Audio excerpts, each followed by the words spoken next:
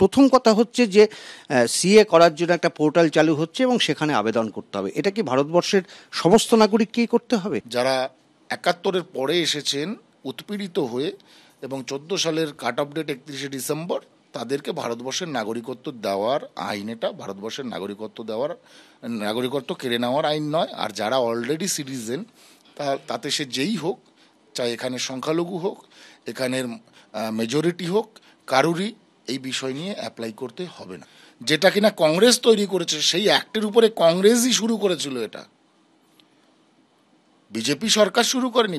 BJP সরকার এই লোকগুলোকে, যারা পারসিকিউটেড, তাদেরকে ভারতে স্থায়ী সিটিজেনশিপ করার জন্যে আজকে বর্তমানে এই প্রভিশন দিয়ে তার ইমপ্লিমেন্টেশন হচ্ছে সিএ কে। পাসপোর্ট অ্যাক্ট আইন অনুসারে তাদের কাছে ডিআইবি ইনকোয়ারিতে 71 সালের আগের দলিল চাওয়া হচ্ছে। সেটা কে করছে? বর্তমান স্টেট গভর্নমেন্ট। এবং সেই প্রক্রিয়া এবং প্রসিজিওরে কারা ফাঁসছে? যারা ওপার থেকে এসেছে।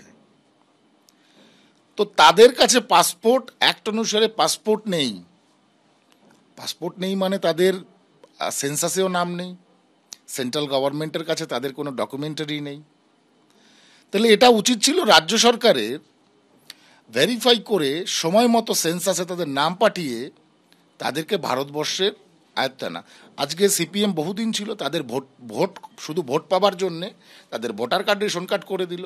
ইন ফিউচারে 50 বছর 100 বছর পরে যখন এই কোনো গভর্নমেন্ট থাকবে না, এমন একটা গভর্নমেন্ট এলো যারা বলল যে আইন অনুসারে, সংবিধান অনুসারে ভারতবর্ষে 71 সালের পরে যারা এসেছিল তারা ভারতবর্ষের নাগরিক নয়, এদেরকে চিহ্নিত করো, এদের বংশধরকে চিহ্নিত করে বার করে দাও।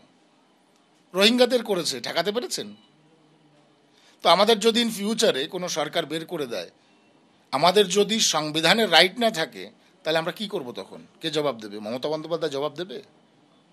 এরপরে কি করে করবেন যদি রাজ্যের মুখ্যমন্ত্রী বলেন আমরা করতে দেবো না? রাজ্যের মুখ্যমন্ত্রীর এখতিয়ারই নেই এটা বলার।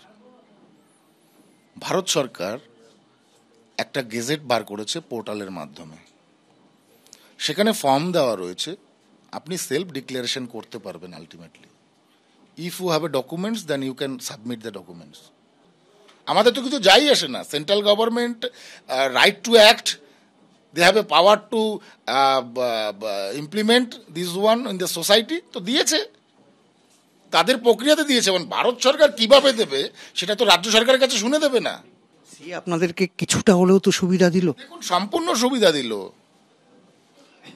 Right to act to get citizenship in India, এটার থেকে বড় কি আছে? এমন একটা সময় সিএ কার্যকরী হলো, যদিও তার আগে অনেক কারণ আছে, এক কারণে ভোটের মুখে। ফলে এইটা আপনাদের ক্ষেত্রে বা অন্তত এই যে লোকসভা কেন্দ্রটা সেটা বা কৃষ্ণনগর আপনাদেরকে অনেকটা অ্যাডভান্টেজ করে দিল। দেখুন, পার্টিকুলার প্লেস বলবো না, টোটাল পশ্চিমবঙ্গের 10 থেকে 12খানা লোকসভাতে এফেক্ট ফেলবে, সরাসরি এফেক্ট ফেলবে, এটা আমি আজকে আপনাকে বলে দিলাম।